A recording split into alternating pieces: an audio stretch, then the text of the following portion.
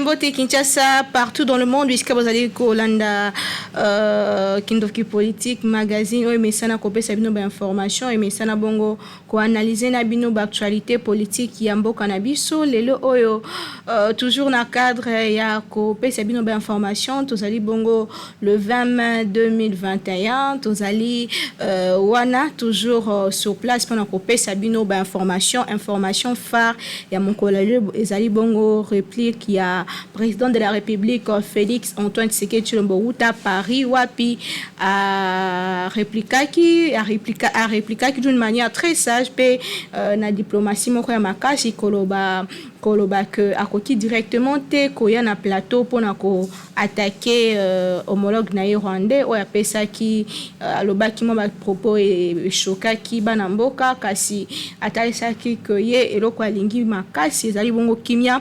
J'espère que na kati ya ba page na biso nyonso site au partenaire ki bino ba vidéo au chef de l'état azo répliquer pe lisusu tozali wana pona ko servir bino kasi po totikaka bongo te tozaka toujours l'habitude ya ko manyola pona ko faire comprendre le pourquoi des choses nanya lobaki boye mais pourquoi nini ezo sala maboye tozo kende wapi ko pesa mama kanisi lelo na cadre kindoki politique tozali bongo na monsieur Patrick Kongolo Royal oyo azali bongo analyste politique elongo na ye tokomanyola mwa o etali bongo ba sujet d'actualité akopesa ye makanisi pe tosuka toujours wana te tokendaka ti na kopesa ya biso ba proposition ekosala ya République démocratique du Congo et se relever et kende liboso mwana mboka Patrick Kongolo topesi mbote mingi ndeko journaliste matondo mingi na ba téléspectateurs na biso to sepeli ko yambo na plateau na biso mingi peza boni santé za malamu yo pe santé za bien na pela za malamu mingi toko banda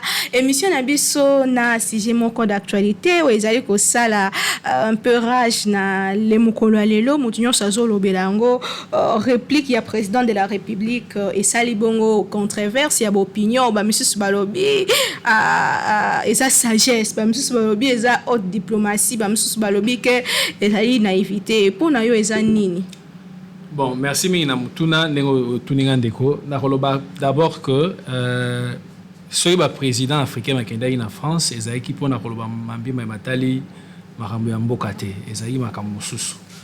Bon, na bongo que journaliste apesi maloba pas président rwandais elo eza somo puisque vraiment elo wana ezaki objet ya makambo akendela na France te mais eza moi somo po omoni souci mususu nga il faut lo bango potentiel kita et loro ya babengi en état de siège nde mama ya likambo sikisiki ya mwana omona bongo que ba civil bazalaka na bokonzi kuna na babunia na nord Kivu na sud Kivu to moni ermo ke ba civil wana parfois ba politicien ba député bango mo bazaki na kati ya makambo eza ko salema wana ndenge président Mboso ye moko molobeli na bango alobaki yango komona siko ke ba longoli ba konzi o ba ba civil ba autorité civil politico-administratif mais bâti ba soda omoni kimia mbamo ekoti na kati ya mboka somo wana ya komona ke ba Angers na ko rappeler yo ke Rwanda azali premier pays producteur ya coltan à hauteur de presque 30%, babi 28% sur le plan mondial ba coltan da eutakawa eutaka na Congo.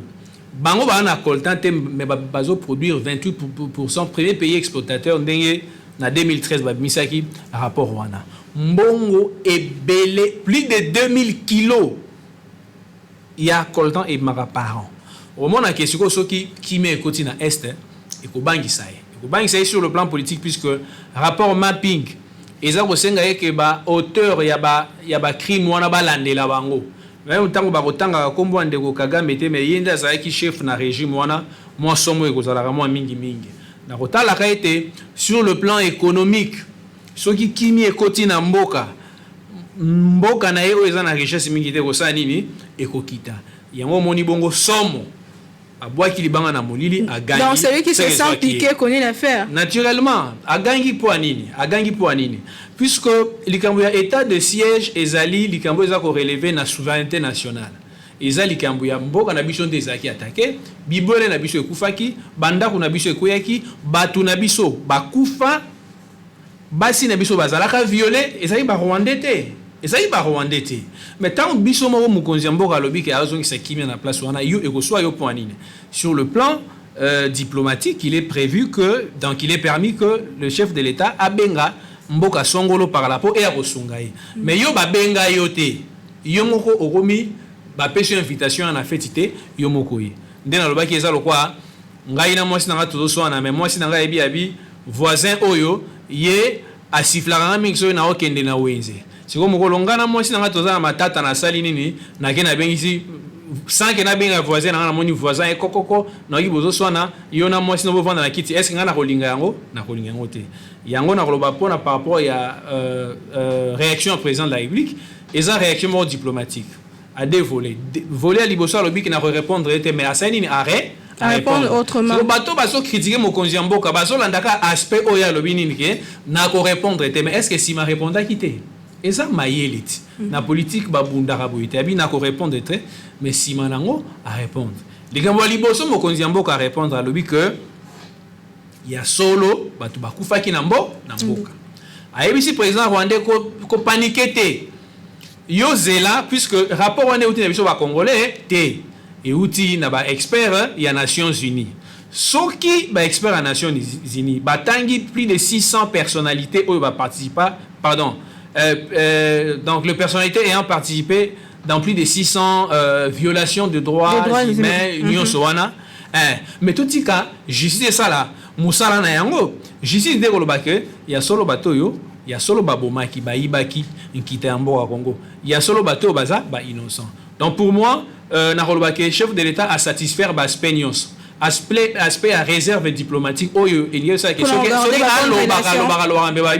politique té moi bango bato ya IDPS bazande bato ba mesala na opposition à satisfaire ba on a ke na oza ko se réserver mais à satisfaire pe ba oyo ba kolika ke likamba bongo lokwa moki lo ba reso ngai batenga libosa Kagame na ko beta ye makofi donc à satisfaire pe bato ya wana abeti makofi autrement abeti bango te mais à satisfaire ba on a maloba ya ko contrarier ba on a maloba donc voilà bivalence ou sali que le discours du chef de l'État était un discours très complet diplomatiquement parlant sans ignorer le fait que le chef de l'État y était d'abord étant donné sa casquette du président de la RDC mais donc accessoirement en tant que président de l'Union africaine d'où l'obligation de réserve à certains égards il ne fallait pas que le président de la République s'y prenne comme étant un combattant non.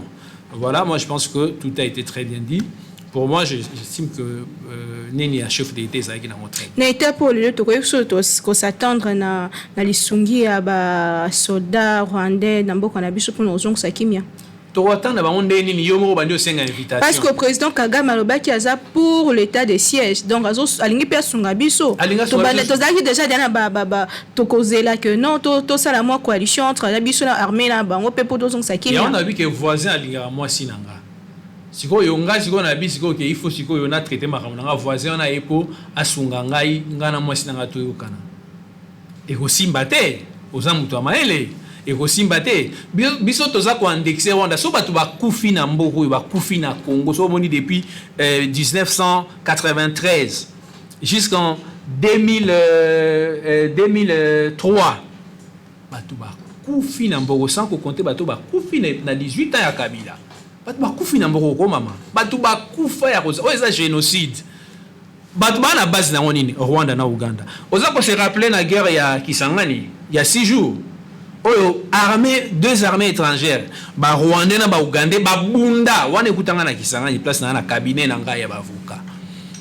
bakutanga na Kisangani ba bunda batu ba kufa ya kosakana te batu mususu ti lelo bazala indemnité donc généralement batu bazala indemnité deux armées étrangères na kati ya mboka siko to kende pona ko résoudre makambo na biso pourquoi ba senga yango kala te tant ba yoka état de siège et koti moi kiné koti yemo la muki bobenga na kosunga bino po nini na ko musale ko salema na ba ko découvrir makambo su ya sa asalaki ba preuve musu ezaka na kuko ko sa nini e ko koma na mpoza puisque batu ya oni baza na kati yango akoluka mingi azalaka na kati po ye ay bandeni ko faire dérober makambo su sa nini e banati Toujours continuer émission Kindoki Police ya mkonalelo vous comprendre que nous allons mettre Patrick Congolo Royal toujours sur un moyen makambo Italie actualité politique ya mboka na biso le tout le bel état de siège 2 semaines après ba résultats positifs. Résultats très positifs maman. Toujours moi avant 2 semaines on a tellement solo et puis ça m'a y a Sony tozaki na mo. Le roi neti bato ba longo ba bokonzi on dirait pour en tout cas avec donc ba ko silisa yango. Bazo violer bazo boma musu ba eka ba katina bana mike. Terrorisme, ba benga ngo terrorisme. Objectif ya ko bangisa bato ba kima bamboka wana. Batika bango batika la ko exploiter. Mokonzi mboka atali alamuki. Atindi bino ba civil bino nyoso boza na kati bino moko bozo combattre système à partir de bo bimatie ba soda. Un mois ne oza un mois te. Nani a bien oza un mois. To kende musika ya un mois, to ke 2 mois, 3 mois tikimia ekota ko. Faut faire combien de temps pour to éradiquer guerre nyoso? Et ça depuis Mobutu alongwa 18 ans guerre wana ezalaka. Plus de 20 ans d'ailleurs. Ndenge ekosenga. Puisque population à côté on a besoin à qui? Et ça on a besoin à qui?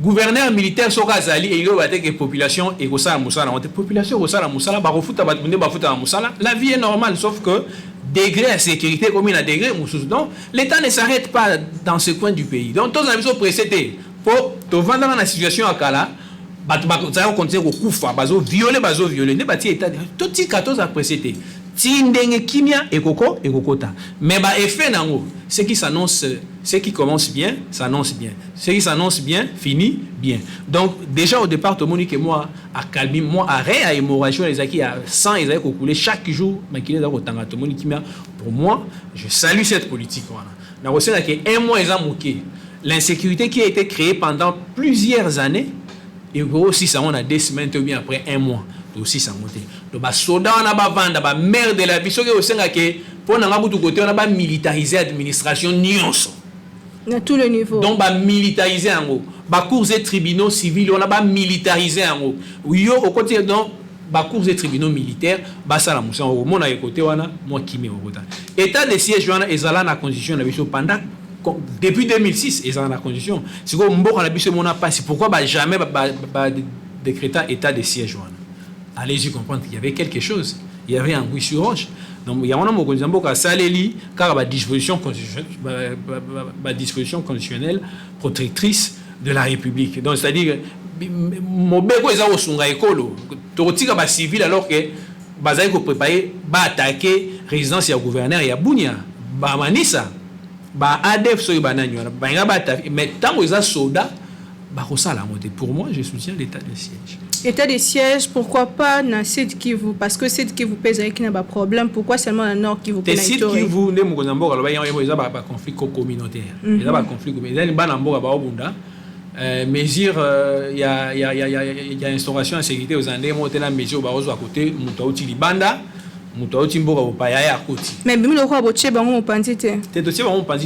c'est-à-dire la répression ou la réaction doit être proportionnelle. Il en va du principe de la proportionnalité. Donc, ngungi okobomaye na machete te obeta non mais barotika ba on nengwana te il y a des mesures qui sont prises de manière différente et kokana o barotia ko tote muna oti libanda so ya abomi akei donc il y a donc proportionnalité wana il faut ça pour proportionnalité et ça vraiment te population pour au lobby d'abord pour essayer de sièges d'abord aussi la mokonine et aussi dans on batu ils aiment quelque chose et son contraire. Donc, il y a moi, il faut dans l'essentiel. L'essentiel voudrait que côté wana banguna baoti libanda faut tirer état de siège mais côté musubatika ba civil bazara basa musana ba bande européen Tanganyika bande européen mususu ya Maniema ba partie mususu pe bande ko senga que moi kimia c'est presque la partie est Mobimba c'est pas seulement nord Kivu na et moi je confiance au chef de l'état puisqu'avant il m'a appelé sa proposition d'état de siège le autre moyemba batia mena tia et donc il tient maté donc il y a initiative état de siège là c'est-à-dire il y a et ça là biloko o et sali qui va mona et ça petit de salema kingana yo tozali banda na politique même so bon to ça moi analyse mais ba ko généraliser état de siège moi état de siège l'état de siège suppose un budget c'est un budget hein? Est-ce que mboka na biso to rozala que ba fonctionner pour foutre na tête pendant 2 mois non c'est-à-dire bataka ba fond nyonso mba moko te so bo attaquer ba fond nyonso mba moko bozala asphyxier yo yebi bato musu ba baza na kati ya ba généraux musu ba na kati ya armée na biso wana baza ba étranger mokonzi ya mboka yebi yango yo mona te ba condamner ba généraux na CPI Bosco Taganda ba condamner ye ki aza congolais mais komi kuna ba azaki nani azaki rwandais abinga azala nga rwandais bazaki jena ezali mais mokonzi ya mboka est-ce que yebi yango te ayebi yango autant qu'aboy kotia donc état de siège partout autant que ba stratégie ne akote alongola ba rwandais nyonso mbala moko ofungola ba fond ebele yango to saneni to kata ba non misiso ekotisa ba ko ta rwanda to tia kimia tango ba kozala déconnecté na côté wana siko to bando longola bato wana ndenge moko pa moni état de siège au lieu ko probablement partout ben sécurité ezala et aux ala dépenses et aussi na biso énergie mingi et aussi na neni to kenana ba côté oyo ils ont la priorité voilà un peu moi je pense que puisque nous parlons de l'état de siège, coup de chapeau à toutes nos forces armées, à l'armée congolaise qui est vraiment sur place, na front, en train de Kobunda Boutupemo, en train de donner leur vie, de se sacrifier nuit et jour pour que Kimia va sécuriser la frontière. Yambo Kanabich, en tout cas, Toza Simanabi, même si on a la typoloté, en tout cas, je vous soutiens à 100%. Je vous soutiens, vous avez mon soutien. Et monsieur Patrick Royal, monsieur Balobi, qu'il faudrait tout ça la forme, mon code d'appui pour nous faire des CIO, les caniciens et il y a ma lame mingi. Moi-même, je suis prêt. Puisque on a toujours besoin d'argent. Boni bateau, ça va millionnaire, louara mbongo. En plus forte raison, soda na biso bauta ko nyoko mawa. Comme nanu pe na isika ya ngote. Même so mokonzi ya mboka akotiaka moyen oyo ekoki par rapport na budget na biso na mambiba ya matali état de siège, même ceux qui ba député pe ba koloba ke biso pe to bakisi. Mais souka on a te po tozaka na besoin ya mbo, tozaka na besoin ya mbongo. Donc pour autant que vous allez obligatoire te. Mais ça la mobilisation pour nani volonté ya mutu ça muki aza mutu na $1, mutu na $2, mutu na $5, mutu na $100, mutu na $1000. Et en même temps sur le plan symbolique, Europé ça m'a pingé na bicho zali sur le terrain, Europé ça on pifou. Europé ça on makasi mingi. Donc moi personnellement, je soutiens.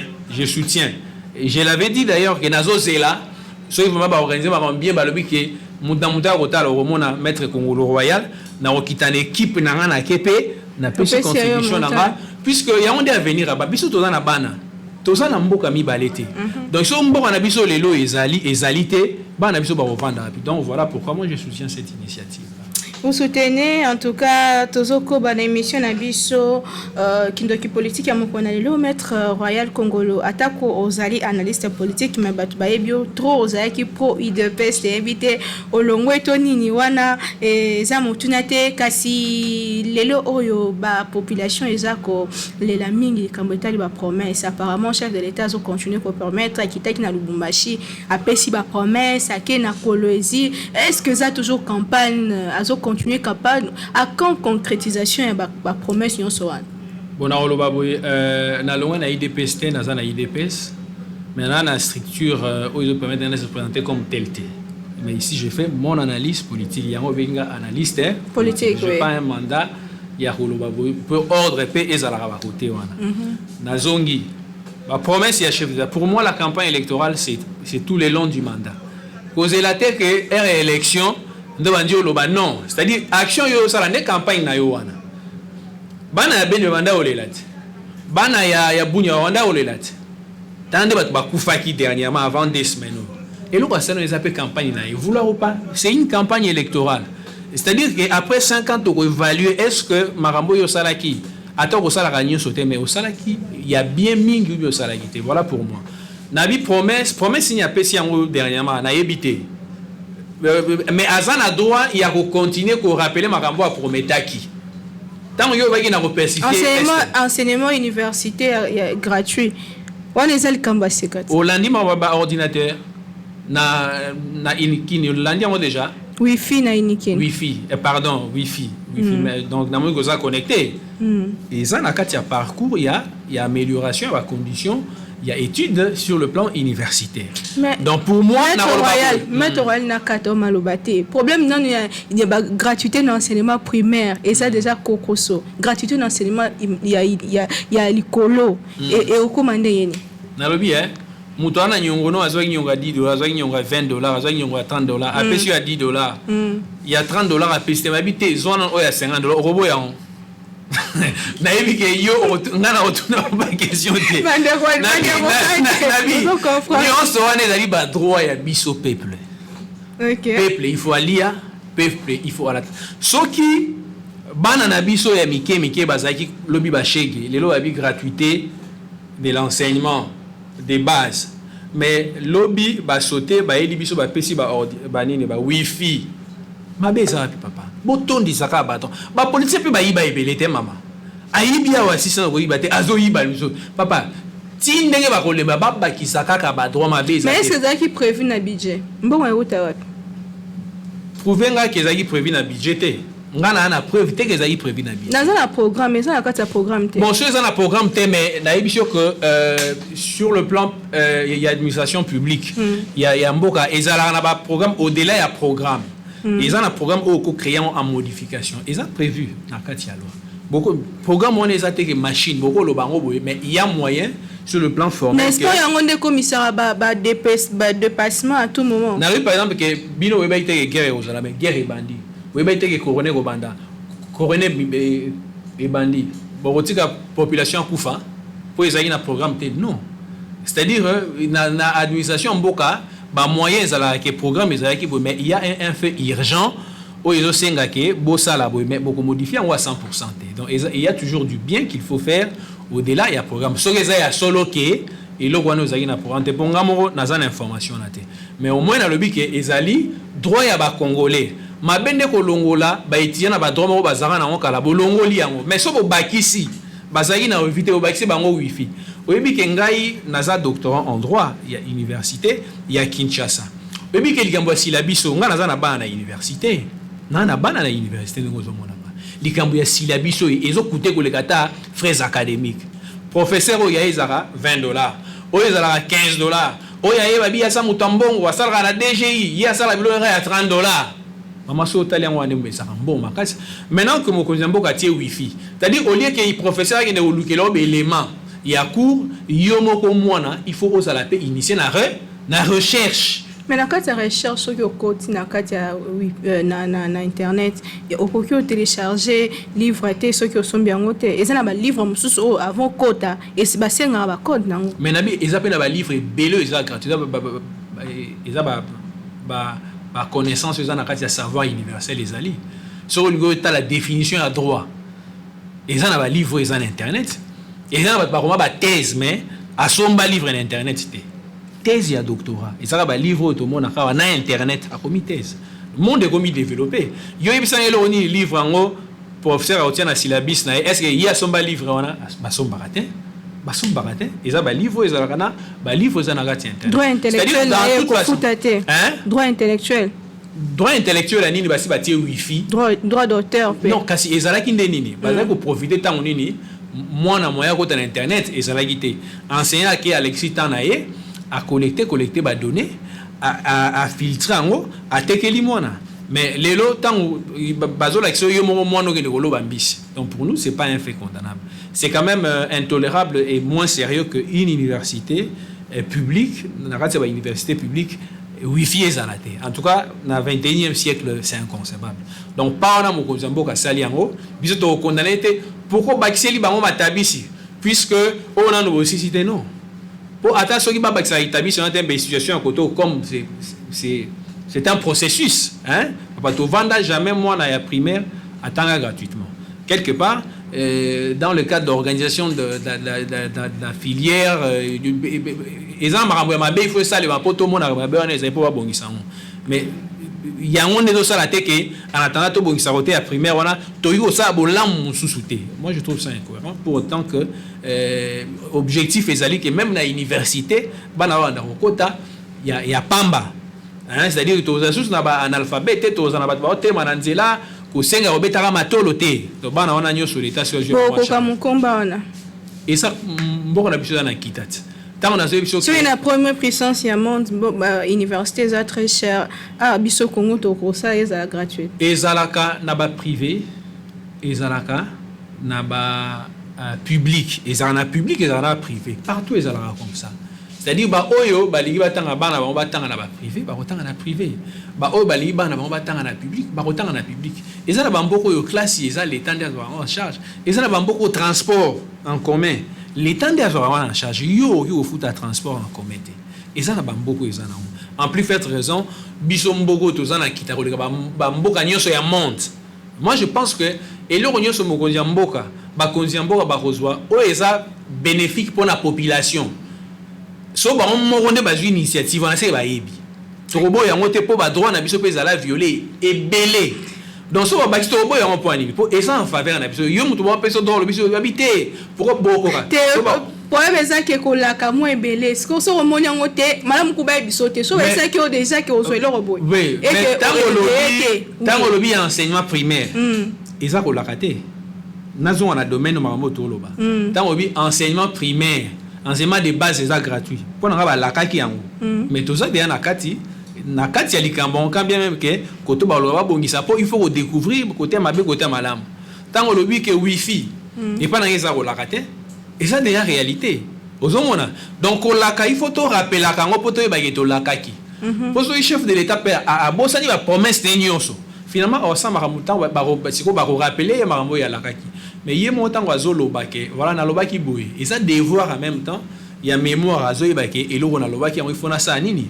na kokisa très bien to komi na suka émission qui est politique tozo kende petit à petit vers la fin bilo kitoko ou merate bo comprendre que télévision ezangonga to ko sukisa na dossier moko et puis ezaka question mi balé likambo il y a 2023 lelo oyo malgré que ozui mbela ya kolobela ngambo ya IDPST Augustin Kabouya, secrétaire général de l'UDPS, à l'obaki lors il y a une matinée politique que l'UDPS a kokabola bilan na MLC, na FDC, na UNC, na bande konyoso ensemble pour la République, na bande konyoso baza elongo. N'est-ce pas une manière de se préparer moralement ce qui le simbité ezabiso moroté toza kebele. On serait simbi ezabiso moroté toza ipe ebe c'est la justice. Bon, bon, c'est préparé déjà.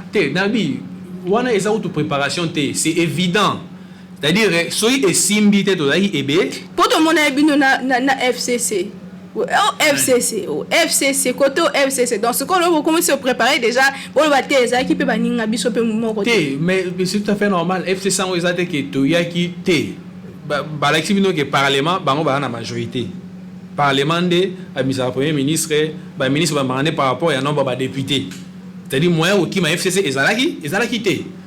Mais to bundi en tant que batu face na mauvaise foi na bango pour te montrer que même ceux qui lobby bilingue vous allez partager na bango. Mais ba ba ke likolo mo konzambo ezaki nani? Azaki Félix pas au même opposition. To bundi penzamba sungi FCC ekei. Donc et outaki na biso te ezaki imposition par rapport à ba résultat à élection biso géraki te. To subira ki yango. Voilà que FCC est loin, tu crées ce bateau, biso na to bundaki na opposition. Mais c'est tout à fait normal maman de ozolo bagé. Ce qui malamu ye, to kumi kumisa biso mote, eza biso na bango. Poso to kumisi bango ba bagé biso pe to zaki nakati. Mais ce qui mabe ye. Quand bien que ngana bi ke mabe wana kozate par rapport na ba signaux. To lexi 2 ans na bitumba pour na kolongola FCC, force du mal. 2 ans ya bitumba ezali kamote to kosi yango to fomenter binomo boyebi. To lexi 2 ans. Oh que ce qui mabe pe wa roya. Mais nzamba suni. Il est tout à fait normal na kati ya union sacrée la muka ezali. Mais ce qui esengi ke ko évaluer ba action. Na ya mabe na ya malamu. Ikozala na biso. Ezala IDPS, ezala batu ya lamuka. Surtout tous na kati ya union sacrée. Président ya lamuka azawapi. Azala union sacrée sikoyo. Mais to repartager yango. Mais pour nangai, j'ai le plaisir de vous dire que en 2023 to repartager budget donc partager bilan positif. Bilan très positif par rapport bilo ezako l'exception na beni yango mboka ezaki na bapaya mingi bakotaka na kati bakotika bino yoko sala développement ya Kinshasa awa kuna na beni bato baza kokufa yoko sala politique ni yoko sala ntango na bunya kuna bato baza kobomana omoni ke senga kina na kolongola munguna na bao ya kati ya mboka to longoli munguna ya kati ya mboka siko to banjola na munguna ya libanda ya mboka frontière na biso union sacrée. Voilà. 2023 yango na bilombe nyonso bozana bango na kati ya union sacrée. Bo suka ndeni bo kanisa déjà yango. To suka ndenge nini? nani nde président nani nda ozala représenter mais mokonzi ya mboka aoteka lobango awa na union sacrée yende aza kodicte makambo vision ezali ya ye baninga bandimi vision na ye donc na union sacrée problématique wana eza te nde ezaka na FCC donc omona neti oyo azoliga ya tikala te bamisusu babengaki marionnette leo babengaki sous marionnette te présentement c'est Félix Tshisekedi qui dirige asa ko dirige baninga bandimi ke batia ye mpifu wana yaza liboso bazo soutenir na cadre ya union sacrée donc en 2023 Félix Nzarozana après 2023 tozana mandat biso pona totiki donc comme l'état des droits l'exige biso to Rolanda ndenge mobeko likondi et signé ba bazana opposition mais tant ya koloba yango yote po ba ko évaluer pe ba tu opposition ba ko voter yote po au vandaki na yo wana longité ba veut po vaut mieux to c'est là ange soit vaut mieux to c'est la tête démon hein oyo to yebi bien que to c'est là ange oyo to yebi était bon yo en opposition bato ba kufa na beni o lobelo côté basa ba sala ki marche abo panza ki bango marche ni wana marche à deux personnes bana ya ba aventure mais deux personnes il fallait continuer la police ba panza ceux qui vont sali marche mais bobuki elo côté bo sali mobulu te bo sali infraction te marche na ko salema bien na temps ezo senga ke bato ya opposition pe basa la pe musala pour na 2023 population eko évaluer pe bango koyeba yo zo condamné ndeko Félix Tshisekedi ke ake alobi eloko te abi boloba ifai aloba nini eloko nini oyo alobi te ifalaki aloba on a des débats comme rationnels so ba bazoloba épidermiquement oh azobanga président mais vous proposez il fallait aloba nini puisque ngai na noté que a confirmé oui ou non a confirmé que génocide essayé na mbora biso a confirmé a condamné toté a condamné a signé que justice salema bino bato opposition bo salini nini pour na ko sale lo konde bo c'est biso que non o alobi ezaki mabe il fallait aloba boye o ya lobi boye za ya lokuta mais il fallait aloba boye donc en 2023 et vous avez occasion population est-ce que ba opposant ba saki musana ba yozo ka sangote que FCC na la muka o yozo benga ya libanda wana ba ko sangana zo na ngote mama ozola na ngote opposition ni la muka ke lobi que nane président de la République a violé constitution haute trahison ba utiliser ki nani ba utiliser ki nani donc so opposition pe sali musana ngo malamu te na 2023 ba opposant pe ba kozala pour na ngai za to sangisa to sanga na place moko likambo ya mboka etali opposition te likambo ya mboka etali ekolo te congolais na 450 tribus toza moto yo moko tangu tomoni monguna uti libanda so sala yiba kitana mboka biso na likambo eza na opposant te eza na majorité te eza na opposition te Denis Mukwege ya ono monike mokozi ya mboka aloba isu maloba oya kopesa ye assurance puisque président Paul Kagame attaquaki peine de Denis Mukwege. Est-ce que au moni bato opposition côté lema ko soutenir ndeko Denis Mukwege mutalobi te bavandi ba ose la côté mabe nde basala non opposition malamu on a beaucoup fallu la sala qui a eu tweet pour ko dénoncer maloba ya président na biso bato combien na mbo so na tweet ezali moko ya ba moyen de communication c'est que tout la par rapport ya capacité mobilisatrice aux anango capacité participative na makambo ya mboka po ebongisa etombola mboka na biso tango yoza na mama na yo akolisa yo mais era robela a malade ana koma yo tindi $10 mais za millionnaire nde nani fayula otiko sala donc to ko évaluer yo pe siko soki yo eza obundi ovani na kati ya bureau no tindi tweet na 2023 to ko évaluer ndeni ya on a bi to ko évaluer pe ba opposant na makambo moko sensible lokola oyo ye va ka telema à soutenir Denis Mukwege, à soutenir Soda na biso bazana S, mais aussi à la montée bozo critiquer Félix à le il fallait qu'à l'Obani, alors l'Obani c'est ça. Émission Kindoki politique alléluia ici complètement. Merci na monsieur Patrick Royal Oandima Kikoya na mituna na biso, l'Obano asukezani. Te l'Obanga asuka na zane sengo mingi pour la première fois. Et to benga na moi mingi penda na benga na mingi mais to lelo na eu occasion chance ya kokutana na yo physiquement voilà na remercier yo na remercier téléspectateurs en abysso. Moi, je pense que je suis disposé pour qu'à chaque instant que vous aurez besoin de moi pour une entrevue, je suis disponible pour donner ma part de contribution dans l'édification de la République. Voilà. Vraiment, le plaisir est partagé. Merci Nabino Balanda Kibiso. Partout dans le monde, vous continuez à communiquer Nabiso. Le numéro est affiché juste dans le bas écran. Et puis, vous pouvez s'abonner à la chaîne YouTube Nabiso. Et Landa Biso, sur la chaîne locale, l'Union, son partenaire Bisika. KN Benyozo et Sala Kamusala. Ngana Bino Tokutani. Lobby na souci moko ya ko servir. Bino na invité à Sika. Mais toujours avec le même plaisir. Na lobaka toujours. Qui même abouta na Bino Kasi. Na baki si lelo que bannissons l'ignorance.